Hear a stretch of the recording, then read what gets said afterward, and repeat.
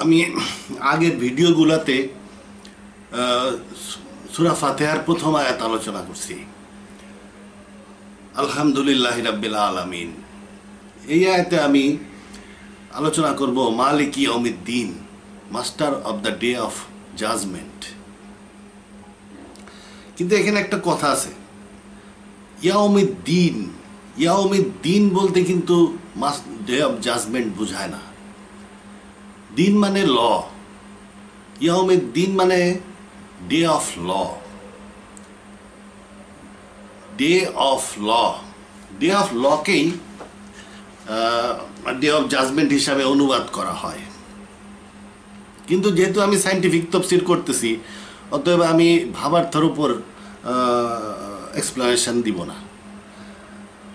যেহেতু কোরআনে বলা হয়েছে ইয়াউমিদ্দিন, আরবিতে এই দিন শব্দটা অনেক প্রাচীন শব্দ। এই শব্দটা আরামাইক বা হেব্রুতেও পাওয়া যায়। সব জায়গায় এই দিনের অর্থ হলো আইন বা ল। অতএব আমি ল হিসাবে এটার আলোচনা করব। তাহলে master of the day of law হিসাবে আমি আলোচনা করব, master of the day of judgement হিসাবে আলোচনা করব না। যেহেতু কোরআন ডাইরেক্টলি বলতেছে মালিক ইয়াউমিদ্দিন, master of the day of law, judgement এখানে বলে নাই। জাজমেন্ট আমরা ভাবার্থ করি, যেহেতু দিন এখানে ম্যাচ করে না, ল এখানে ম্যাচ করে না সাধারণ সেন্সে, অতএব কমন সেন্স অনুযায়ী ল ম্যাচ করতেছে না, অতএব আমরা এটাকে ল আইনের দিন, তার মানে বিচারের দিন, এই হিসাবে ধরে নিছি যে জাজমেন্টে করা যায়, কোনো অসুবিধা নেই। আইনের দিন মানে বিচারের দিন করা যায়। কিন্তু সায়েন্টিফিক তফসিরে ঘুরায় অর্থ করে সেটার উপরে ব্যাখ্যা দেওয়া মানে ভুল হয়ে যাওয়া। তো আমার এই তফসির কিসের উপরে, যে মালিক ইয়াউমিদ্দিন অর্থাৎ master of the day of law. Day of law কি জিনিস? পূর্বের আয়াতে বলা হয়েছে আল্লাহ মহাবিশ্বের প্রতিপালক, সাস্টেইনার, ধারক এবং বিবর্তনকারী, ইভলভার। এটা মিলা হইল প্রতিপালক তিনি। এখন প্রতিপালকের যে করতেছেন, তাহলে আগের অবস্থা কি? তিনি তো সৃষ্টিও করছেন। এই সৃষ্টিটা তিনি এমনভাবে করছেন, এমন আইন কানুন দিয়ে করছেন যে এটা সঠিকভাবে ইভলভ হচ্ছে, এটা বিবর্তিত হচ্ছে সঠিকভাবে। তাহলে সঠিক বা আইন দ্বারা সৃষ্ট দুনিয়া বা মহাবিশ্ব, সঠিক আইন দ্বারা সৃষ্ট মহাবিশ্ব তিনি সঠিকভাবে লালন পালন করতেছেন। তাহলে সঠিক আইন দ্বারা সৃষ্ট মহাবিশ্ব, একটা দিন মহাবিশ্বের প্রথম দিকে একটা দিন, সেই দিন তিনি মহাবিশ্বের প্রাথমিক configuration, initial configuration and laws fixed করছিলেন। যেহেতু মহাবিশ্বের ইনিশিয়াল কনফিগারেশন অ্যান্ড লস ঠিক ছিল, সেহেতু ইউনিভার্সটা সঠিকভাবে ইভলভ করতেছে। এবং আল্লাহ শুধু যে ইনিশিয়াল কনফিগারেশন এবং ইনিশিয়াল লসগুলোই সেট করে দিয়ে মুক্ত হয়ে গেছেন তা না, আল্লাহ এটাকে লালন পালনও করতেছেন, বিবর্তনও করতেছেন। মানে একটা কৃষক ধান ছিটায়ও দিতে পারে, ছিটায় দিলে কি ওই জমির লালন পালন সহজ হবে না। কিন্তু যদি ধান আলাদা একটা থাইলে বুইনা ওইটা গজানোর পরে উঠায় যদি সুন্দর করে লাইন দিয়ে লাগায়, তাহলে ওই ক্ষেতের ধানগুলাকে লালন পালন করা সহজ হবে, নিড়ানি দেওয়া সহজ হবে।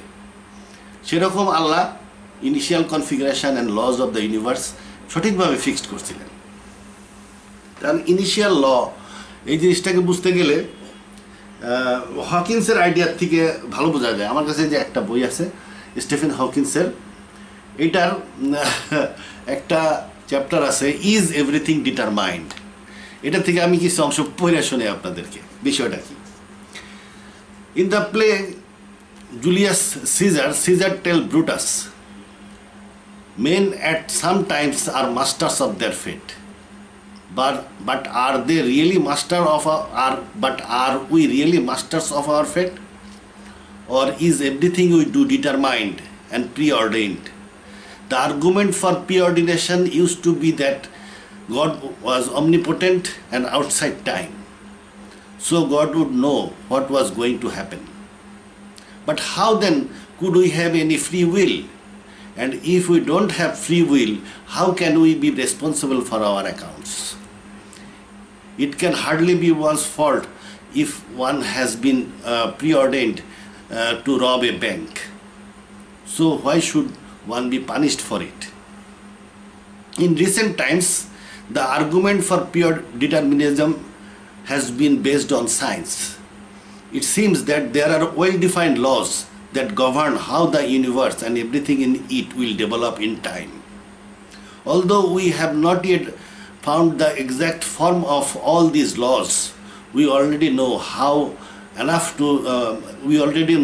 to determine what happens in all but the most extreme situations.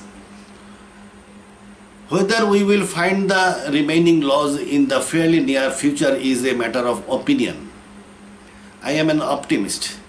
I think there is a 50-50 chance that we will find them in the next 20 years.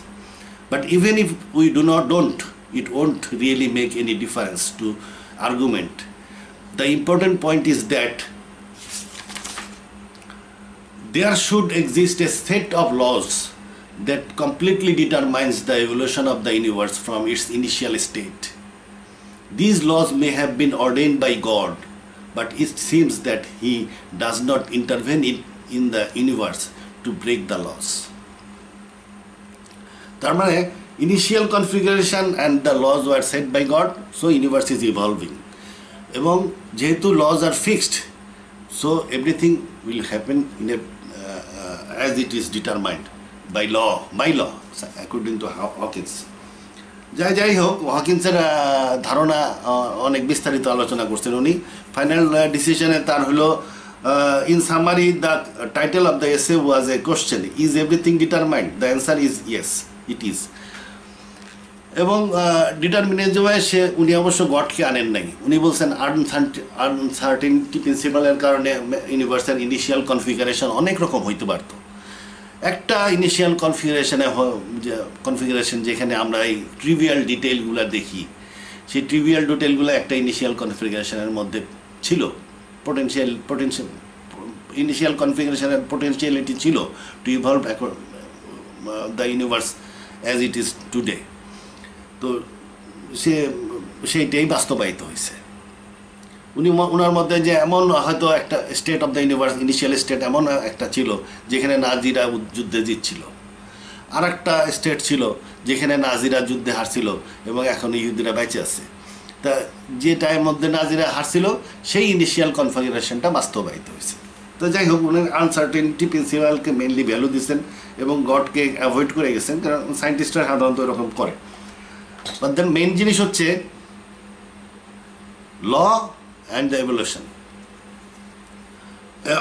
এখানে ইনিশিয়াল কনফিগারেশনের ভ্যালু অনেক বেশি। ইনিশিয়াল কনফিগারেশনে যদি একটু এদিক ওদিক হইতো তাহলে এইরকম ইউনিভার্স হইতো না। একটা উদাহরণ দিই, আমার এই পাশেই একটা আম গাছ আছে। এই আম গাছটার জন্য একটা নির্দিষ্ট রকমের বাতাস, নির্দিষ্ট ন্যাচারাল লয়ের বাতাস, মাটি, পানি, এইগুলো দরকার। যদি কোনো একটা ল একটু অন্যরকম হইতো তাহলে এইরকম গাছ হইতো না। তাহলে এইরকম গাছের জন্য দরকার ঠিক এইরকম একটা পৃথিবী, আর এই পৃথিবীটা সৃষ্টির জন্য দরকার ঠিক এইরকম একটা সূর্য বা সৌরজগৎ, এবং এই সৌরজগতের জন্য দরকার ঠিক এইরকম একটা মিল্কি ওয়ে গ্যালাক্সি, আর এরকম একটা মিল্কি ওয়ে গ্যালাক্সি সৃষ্টির জন্য দরকার ঠিক যেরকম একটা বিগ ব্যাং ছিল সেরকম একটা বিগ ব্যাং। সঠিক বিগ ব্যাংয়ের কারণে সঠিক মিল্কি ওয়ে গ্যালাক্সি তৈরি হয়েছে, সঠিক মিল্কি ওয়ে গ্যালাক্সির কারণে সঠিক সৌরজগৎ তৈরি হয়েছে, সঠিক সৌরজগতের কারণে সঠিক পৃথিবী সৃষ্টি হয়েছে, সঠিক পৃথিবীর কারণে গাছটা তৈরি হয়েছে। এই গাছের থেকে ফল যারা খাচ্ছে তারাও তাহলে ওই একই আইন দ্বারা পরিচালিত। যদি একটা মানুষ এসে এই ফলটা ছিঁড়ে নেয় তাহলে বুঝতে হবে যে গাছ যেভাবে নির্দিষ্ট কিছু সেট লয়ের কারণে ইভলভ হলো, ঠিক একই লর কারণে, সেট ন্যাচারাল লসগুলোর কারণে ওই মানুষটাও ইভলভ হয়েছে এবং ওই মানুষটাই ইজ প্রি অর্ডেন্ড ওই গাছের ফল খাওয়ার জন্য। এখানে আমাদের কাছে, আমাদের দৃষ্টিতে আমি অলরেডি আলোচনা করছি আগের ভিডিওগুলোতে, ন্যাচারাল ল বলে কোনো ল নাই। ন্যাচারাল ল কিসের ন্যাচারাল ল? আমি আলোচনা করছি যে আল্লাহ মহাবিশ্ব সৃষ্টি করছে এবং সৃষ্টির বিভিন্ন পর্যায়ে উনি তার কিছু রূহ এখানে এই ইনফিউজ করছে, ইউনিভার্সের মধ্যে ইনফিউজ করছে বা ইস্তাওয়া করছে। প্রাথমিকভাবে উনি হয়তো ইলেকট্রন সৃষ্টি করছে, ইলেকট্রনগুলা যে রু ধরে রাখে কোয়ান্টাম মেকানিক্সের বা যে ফোর্স ফিল্ড ধরে রাখে, রু আর ফোর্স ফিল্ড একই জিনিস, সেটাকে ইনফিউজ করছে। পরবর্তীতে প্রোটন তৈরি হয়েছে, প্রোটনের জন্য উনি হয়তো আর একটা এক বা একাধিক ফোর্স ফিল্ড বা রু ইনফিউজ করছেন বা ইস্তাওয়া করছেন। পরে ধোঁয়া সৃষ্টি হয়েছে, ধোঁয়া সৃষ্টির পরে উনি আর একটা রু, যেটাকে আমরা গ্র্যাভিটেশনাল ফোর্স বলি, ওইটাকে ইনফিউজ করছেন। তারপরে ধোঁয়া সৃষ্টি করার পরে উনি আসো বললেন, তারপরে 27 স্তর আসমান তৈরি করলেন। এরপরে এক্সপানশনের ব্যাপার, এক্সপানশনের জন্য হয়তো উনি আর একটা রু, যেটাকে আমরা ডার্ক এনার্জি বলি, সেটাকে ডিপ্লয় করছেন। আল্লাহর যে এই রুগুলো উনি, রু বা ফোর্স ফিল্ডগুলো উনি ডিপ্লয় করলেন নিজ থেকে, নিজের নফস থেকে এক্সটেন্ড করে দিলেন। এই রুগুলোকে উনি তার ইচ্ছা শক্তি বলে নির্দিষ্টভাবে ফিক্সড ডিজাইন করে দিলেন, এটা ফিক্সড ওয়েতে এগুলা চলে। এই যে রু, আল্লাহর মোতায়েনকৃত রু বা ফোর্স ফিল্ড যে ফিক্সড ওয়েতে চলতেছে, তার আল্লাহর ইচ্ছার উপরে, ইচ্ছা ক্ষমতার উপরে, যেহেতু রু চলে ইচ্ছায়, ইচ্ছা ক্ষমতার উপরে যে ফিক্সড ওয়েতে চলতেছে, এই ফিক্সড ওয়েগুলাকে আমরা ন্যাচারাল ল বলি। তাহলে ন্যাচারাল ল আল্লাহর ইচ্ছার উপরে নির্ভরশীল। তারপরেও কোন লটা কতটুকু হইতে হবে, গ্র্যাভিটি কতটুকু শক্তি দিয়ে কারেন্ট আনতে হবে, বা কোয়ান্টাম ফোর্স ফিল্ডগুলা কোন ফিল্ডটা কোন সাবঅ্যাটমিক পার্টিকেলকে কিভাবে হোল্ড করবে, কোন অবস্থায় কি করবে, এই জিনিসগুলো তো উনি ফিক্স করছেন, চিন্তা করছেন। আল্লাহ চিন্তা করে বাইর করছেন যে এই ফোর্স ফিল্ডটা যদি এইরকমভাবে কাজ করে তাইলে ইউনিভার্স ঠিক থাকবে। তার মানে ওইভাবে উনি ওইটাকে ডিজাইন করছেন। গ্র্যাভিটিকে উনি ওই এমনভাবে ডিজাইন করছেন যেন ঠিক নির্দিষ্ট শক্তি দিয়ে সে ধরে রাখে, খুব শক্তি বেশি হয়ে গেলে চাত্রে ফালাই দিত সে। তারপরে ইউনিভার্সকে উনি এক্সপ্যান্ড করার যে তার রু বা ফোর্স ফিল্ড আছে, যাকে ডার্ক এনার্জি বলে, এটাকে উনি একটা নির্দিষ্ট শক্তি দিচ্ছেন, নির্দিষ্টভাবে ওইটা সম্প্রসারিত করতেছে। তাহলে এই ন্যাচারাল লগুলো আল্লাহ ডিজাইন করছে, তার রুর মধ্যে সে ডিজাইন করছে। এরপরে আছে কি সৃষ্টি জগৎ। সৃষ্টি জগৎ কি উনি একটা তার নফসে দিয়ে একটা অংশ আলাদা করে দিয়ে সেটাকে রূপান্তরিত করে সৃষ্টি জগৎ তৈরি করছে। সৃষ্টি জগৎ আবার কিসের তৈরি? পুরা সৃষ্টি জগৎ অ্যাটমের তৈরি। তাহলে মূলত অ্যাটম তিনি কীভাবে সৃষ্টি করছেন? অ্যাটমের মধ্যে কতগুলো ফোর্স ফিল্ড আছে, এই ছোটো ছোটো ফোর্স ফিল্ড, এগুলোকে উনি ডিজাইন করছেন। এদের প্রত্যেকটা তাদের এমনভাবে ডিজাইন করছেন যেন এইগুলা নির্দিষ্টভাবে চলে। এই নির্দিষ্টভাবে চলাটাকে আমরা ন্যাচারাল ল বলি। এই যে ফোর্স ফিল্ড বা এই যে ইলেকট্রন, প্রোটন, নিউট্রন, এরা যে নির্দিষ্টভাবে নির্দিষ্ট গতিতে নির্দিষ্টভাবে চলতেছে, যদি আবার অ্যাটম থেকে বেরোয় আসে ওই তরঙ্গের আকারে চলতেছে, আবার যখন অ্যাটমের সংস্পর্শে আসে সে সাবঅ্যাটমিক পার্টিকেল হিসাবে অ্যাবজর্ব হচ্ছে। এই যে লগুলা, এই সৃষ্টির ল, সৃষ্টি মানে অ্যাটমের ল, সৃষ্টি তো সব সৃষ্টি অ্যাটমের তৈরি। তাহলে অ্যাটমের যে ভিতরে যা যা আছে তাদের যে ল বা আইনগুলা, সেটাও উনি ওই দিনই ফিক্স করছেন। তাহলে এই যে সমস্ত আইন, সৃষ্টির আইনসমূহ এবং সৃষ্টির ধারকের যে তার ফোর্স ফিল্ড আছে তার আইনসমূহ তিনি একটা দিন ডিজাইন করছিলেন। এই যে ডিজাইনিংয়ের দিন, এই ডিজাইনিংয়ের দিনটাকেই বলা হয় মালিক ইয়াউমিদ্দিন। মানে তিনি এই ডিজাইনের দিনের মালিক, এই ডিজাইনের দিনটার মালিক তিনি ওই দিন ইউনিভার্স বা অ্যাটমকে ডিজাইন করছেন। ওই দিন তিনি তার মোতায়েনকৃত ফোর্স ফিল্ডকে ডিজাইন করছেন, তাছাড়াও ডিজাইন করছেন বিভিন্ন প্রাণীর নফসকে। এই যে ডিজাইনিংয়ের দিনটা হলো তার দিন, মালিক ইয়াউমিদ্দিন। এই দিনটা তিনি মালিক। যেহেতু তিনি এই দিনের মালিক, সেই দিন আমাদের ভাগ্য ডিটারমাইন্ড হয়ে গেছে। এই যে হকিন্সের ওইটা পড়ে শুনাইলাম, যেহেতু ন্যাচারাল ল ফিক্সড, হকিন্স বলতেছে আল্লাহ থাক আর না থাক, যা করতেছি তাই করতাম। তাইলে কিন্তু আমরা বলি যে না, আল্লাহ ডিজাইন করে দিছে, আবার উনি প্রতিপালক, উনি সবসময় নজরের মধ্যে রাখছেন যে ঠিক মতন হইতেছে কিনা, কোনো অ্যাডজাস্টমেন্টের দরকার আছে কিনা, এটা আমাদের কোরআন বলতেছে।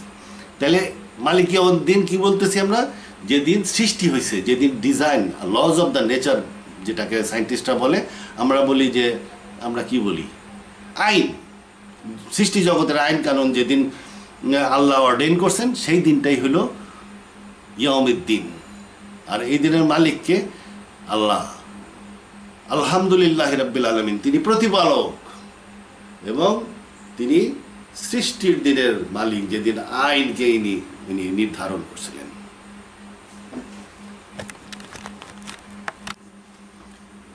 আমি এতক্ষণ মহাবিশ্বের শুরুতে যে ইয়মের দিন বা ডে অফ ল বা আইনের দিন ছিল সেই দিন সম্বন্ধে আলোচনা করলাম। এই আলোচনা পূর্ববর্তী আয়াতের সাথে সম্পর্কিত,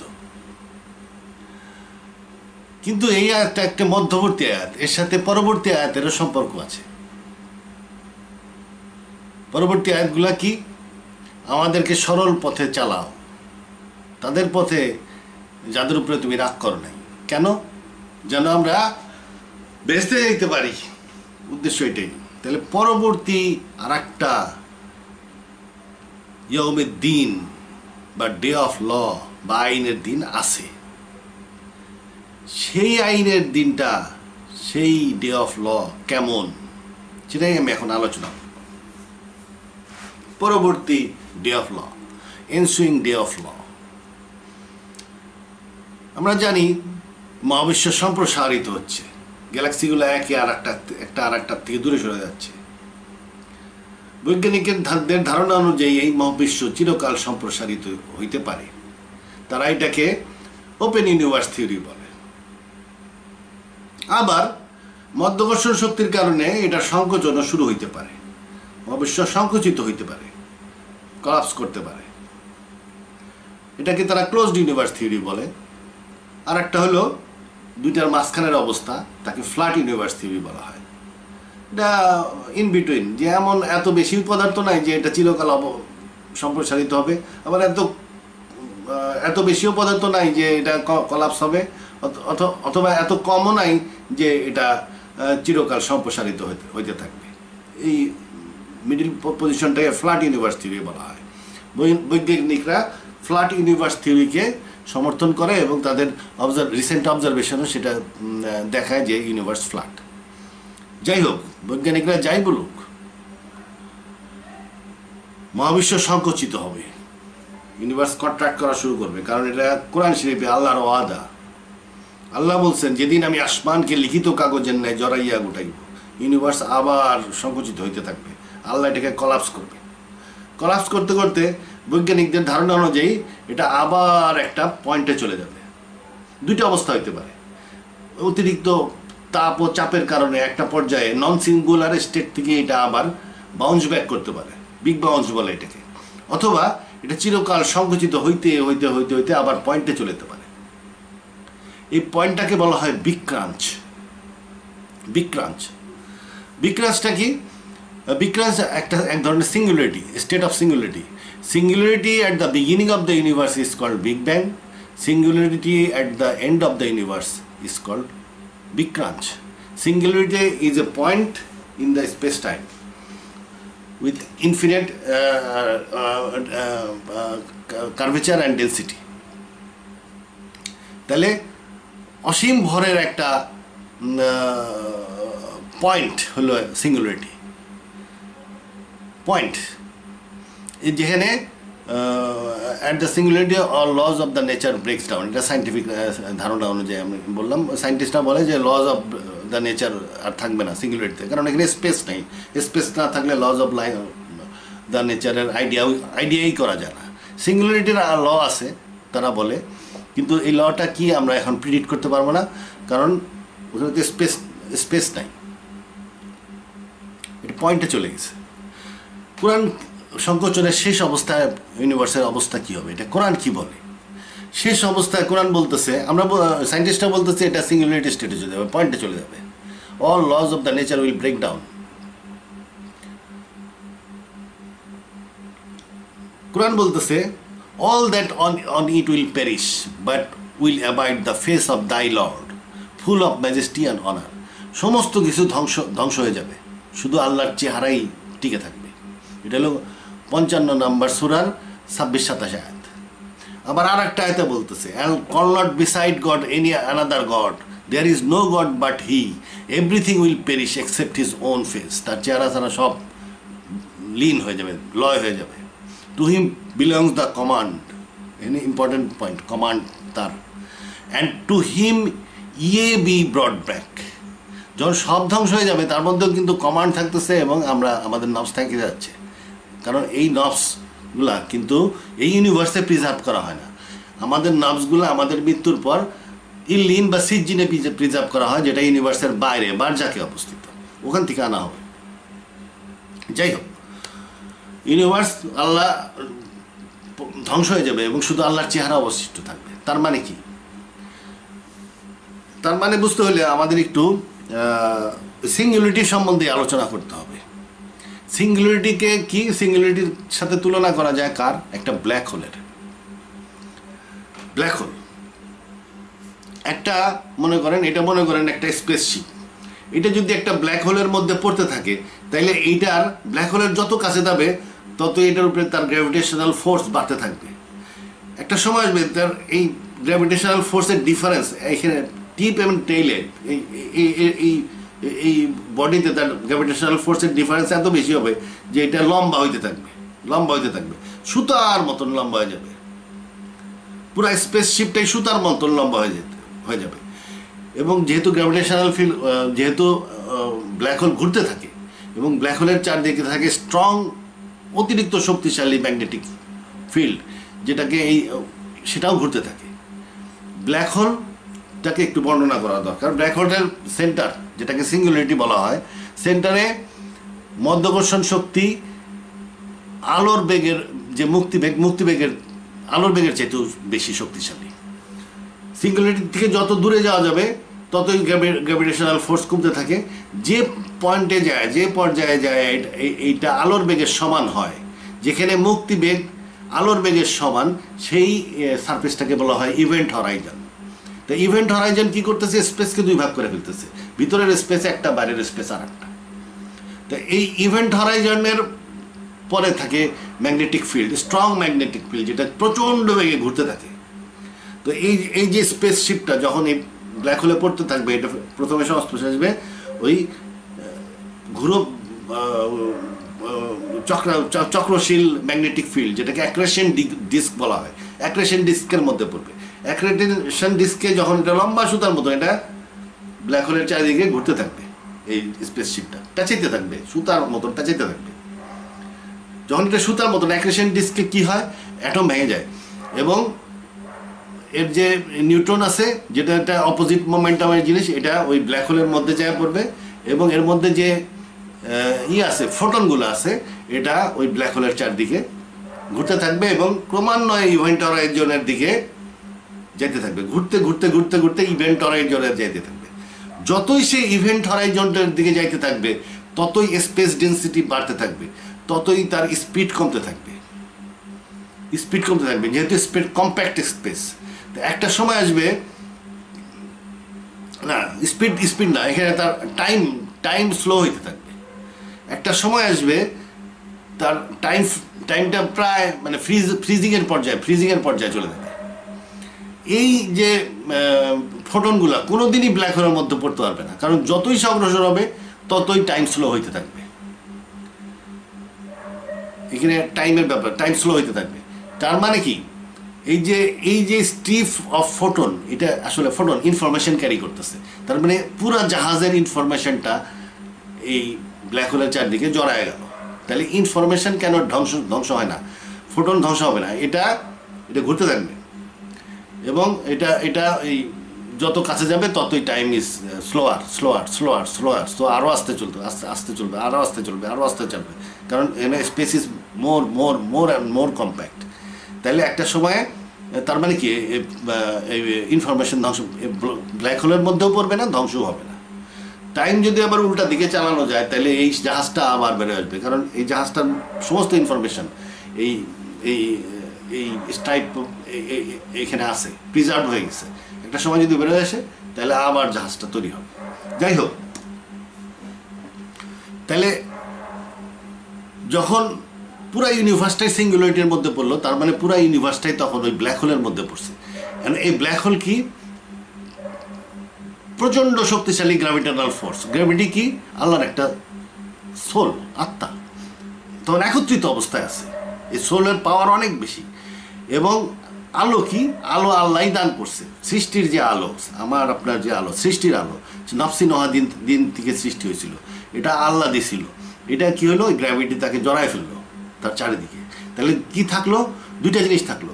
একটা থাকলো গ্র্যাভিটেশন একটা জয়েন্ট, একটা gravitation point of extreme gravitational force, আর একটা থাকতেছে হলো আলোর ব্যারিয়ার। তাহলে কি হলো, এই পয়েন্টটাকে আমরা বলতে পারি ফেস অফ গড। অথবা এমন হইতে পারে যখন নাকি ধারণ করার মতন কিছু নাই, তখন আল্লাহ যে ধারণ করতেছে ডাইন হাত দিয়ে ইউনিভার্স এবং চারিদিকে আলো, এটা কলাপস করতে পারে তার নবসের মধ্যে, এবং পুরা ইউনিভার্সটা যেহেতু তখন একটা পয়েন্টের মতন তার কপালে যায়, সেটা যেতে পারে পয়েন্ট, তখন ইউনিভার্সটা হয়ে যাবে একটা point on the face of God, উজ্জ্বল পয়েন্ট। তাহলে শুধু এই পয়েন্ট, এই সিঙ্গুলারিটি বা big crunch on the face of God, এইটাই থাকবে।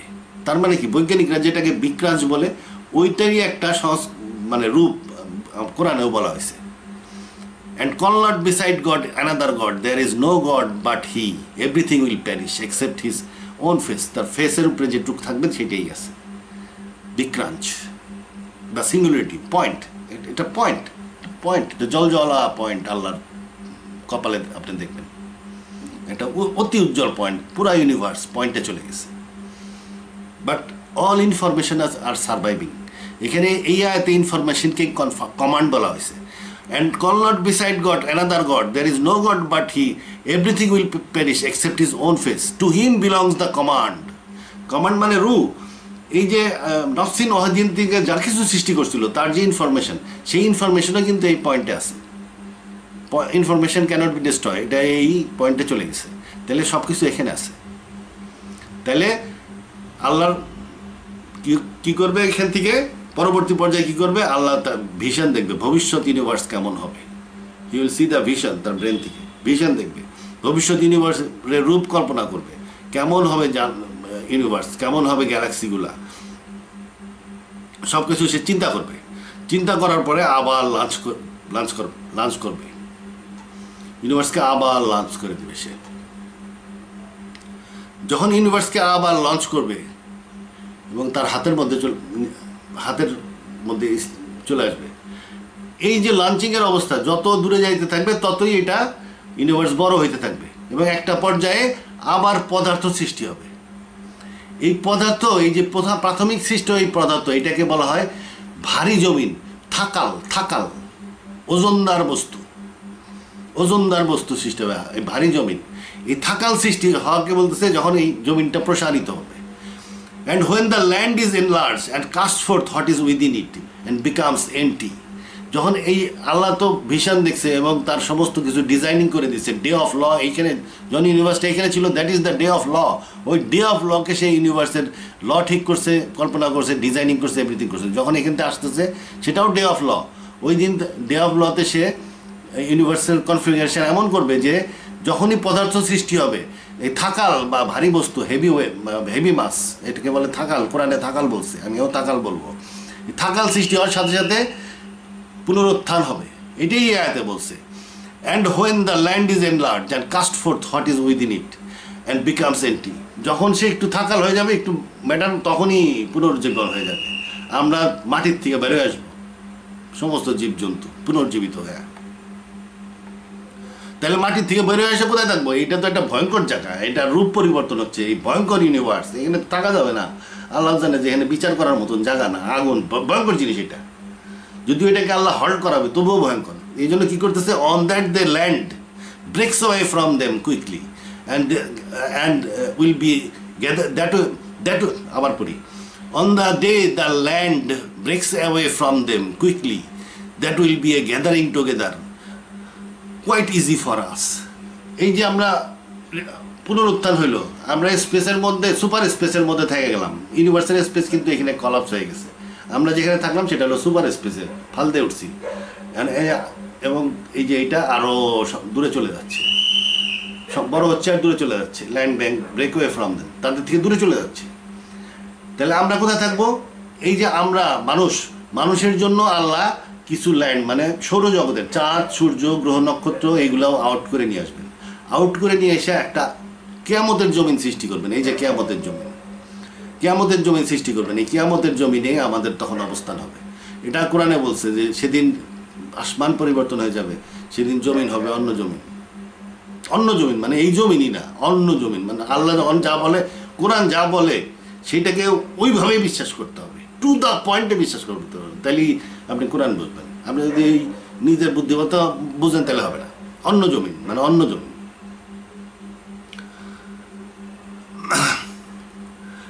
আরেকটা and on the day land breaks away from the land break হয়ে চলে গেল এবং থুয়ে গেল কি মানুষ এবং সৌরজগতের যে পদার্থ, যাতে ল্যান্ডটা তৈরি করা যায়, তাই তাই তাই দিয়ে জমিন সৃষ্টি হলো, কিয়ামতের জমিন। এই জন্য দুইটা থাকাল হইল, দুইটা থাকাল, এই একটা থাকাল, এটা একটা থাকাল। এই জন্য কোরআনে বলা হয়েছে থাকালানি, দুই থাকাল, ওই দুই ওজনদার বস্তু। এটার অর্থ করা হয় জিন এবং মানব জাতির উপরে। এটা আল্লাহ কি জিন আর মানব জাতি ওয়ার্ড জানতো না? দুই ওজনদার বস্তু মানে ওজনদার বস্তু, বস্তু। এই বস্তু দুইটা কি? একটা হলো universe evolving from the point, from the face of God, আর একটি ল্যান্ড অফ জাজমেন্ট। দুই ওজনদার বস্তু।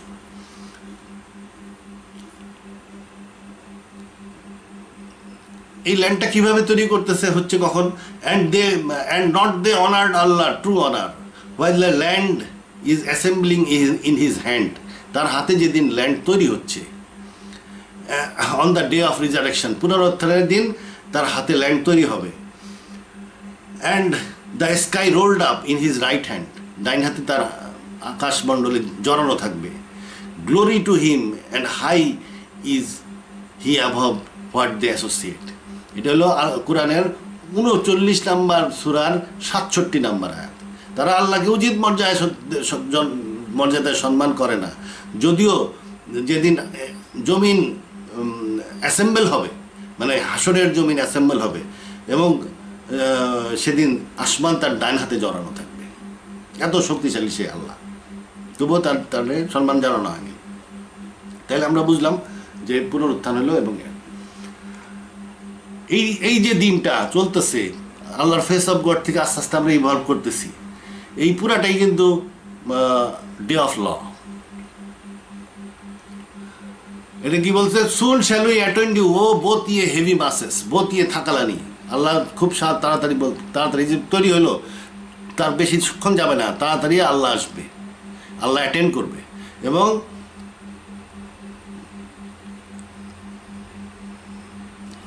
then which of the favors of your Lord you will deny? এর 55, 31, 32। The day the land will be changed, other land and the skies, and they will comfort before, এটা আমি already বলছি।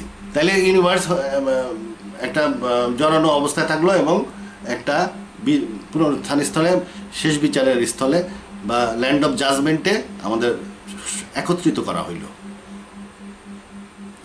এই অবস্থায় universe থেমে যাবে, এটাকে থামাই দেওয়া হবে। বিবর্তন বা ইভলিউশন কিছুক্ষণের জন্য থামানো হবে, কারণ বিচারের সময় সেটা। আল্লাহ যখন বিচারের জন্য আসবে, এই ল্যান্ডেই তার কুরসি আসবে, তাহলে সেটা বিচারের সময় আল্লাহ ইন শেপ আসবে। আল্লাহ যে ধরে রাখছে এটা কিন্তু নফসের হাত, এগুলা এইখান থেকে আসছে। আর আল্লাহ ইন শেফের কিন্তু আলাদা দুইটা ফিজিক্যাল হাত আছে। আল্লাহ ইন শেপ, আল্লাহ ইন ফর্ম, কুরসি সহ আসবেন এই ল্যান্ডে। তা যাই হোক, এই দিন এই আসমান জমিনকে কিছুক্ষণের জন্য মানে স্থিতিশীল করে দেওয়া হবে, ইভলিউশন বন্ধ করে দেওয়া হবে। And among his sign is the sky and stand still on his command. Sky and land, আসমান জমিন তার অর্ডারে স্ট্যান্ড স্টিল হয়ে যাবে।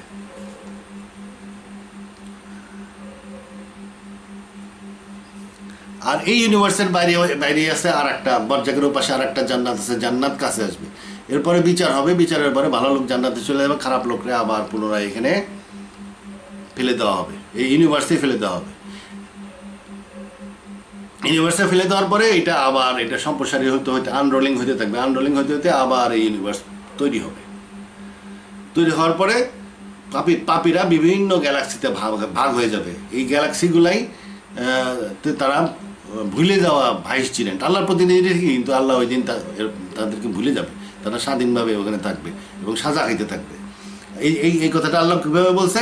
অ্যান্ড আল্লাহ created the skies and land for just ends and in order that each soul may find the recompense of what is that earned, none of them shall be wrong. এটা 54-22। We created the sky and land and all between them. We created not the skies and land and all between them in sports. We created them not except for just ends, but most of them do not understand. Verily the day of sorting out is the time appointed for them. তো আসমান জমিন বিনা উদ্দেশ্যে সৃষ্টি করা হয় না। এই গ্যালাক্সিগুলোকে ফেলে দেওয়া হবে না, এটা ধ্বংসও করা হবে না। এটা আল্লাহ মানুষদেরকে এখানে ডেপুট করবে অ্যাজ হিজ ভাইসেরেন্ট। কোরআন এটা বলছে পাপীরা কিভাবে যাবে? Then he whose balance will be heavy will be in a life of good pleasure. ওই সময় যারা তাদের যারা পুণ্যবান তারা আনন্দে থাকবে, life in good pleasure. But he whose balance will be light, যার ওজন কম হবে, their mother will be endless hole. Endless hole না, আরও না, তাদের মা হবে এন্ডলেস হোল। এন্ডলেস হোল মানে কি? Black hole. এই যে এখান থেকে রিলিজ হবে অনেক ব্ল্যাক হোল, যে ব্ল্যাক হোলের ভিত্তি করে সুপার ম্যাসিভ ভিত্তি করে এই ব্ল্যাক হোলগুলো তো টানে, এর অনেক পদার্থ নিয়ে যাবে এবং এদের ভিত্তি করেই গ্যালাক্সিগুলো তৈরি হবে। যখন প্রাথমিক অবস্থায় যখন এগুলো আলাদা হয়ে যাচ্ছে, এই ব্ল্যাক হোলগুলো এই মানুষগুলো টেনে নিয়ে যাবে। পরবর্তীতে যখন গ্যালাক্সিগুলো তৈরি হয়ে যাবে তখন মানুষরা ওই কোনো একটা অবজেক্টে, কোনো একটা গ্রহে বা কোনো জায়গায় থাকবে। তাইলে প্রাথমিক পর্যায়ে তার মা কে হচ্ছে, কে তারা নিয়ে যাচ্ছে? একটা ব্ল্যাক হোল। এটাই এই আয়াতে বলা হয়েছে। But he whose balance will be heavy their mother will be endless hole, black hole. And what will explain to the what it is if fire blazing fiercely. Black হোলের চারিদিকে প্রচণ্ড বেগে আগুন জ্বলতে থাকে। এক রেশন দিকে পদার্থগুলো পড়ে, আর এক রেশন দিকে হলো পদার্থ ফ্রিকশনের কারণে এটা আণবিক বিক্রিয়া বিস্ফোরণ হয়।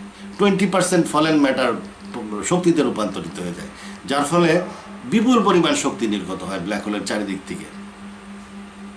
এটাই হলো তাহলে পরবর্তী ডে অফ দিন বা ডে অফ ল। তাহলে ডে অফ ল দুইটা, একটা আদিতে ছিল, একটা পরবর্তীতে আসতেছে। আমরা কনসার্ন পরবর্তীটা নিয়ে, এবং এই সূরা এই জন্য বলছে যে আল্লাহ তুমি তো সৃষ্টি করছো ওই যে পরবর্তী ডে অফ দিন বা আইনের দিন আসতেছে, আমাদের সিধা পথে চালাও এবং আমাদেরকে ওই পথে চালাও যাদেরকে পছন্দ করছে এবং তাদের সাথে জান্নাতে লয়ে দাও। আল্লাহ হাফেজ।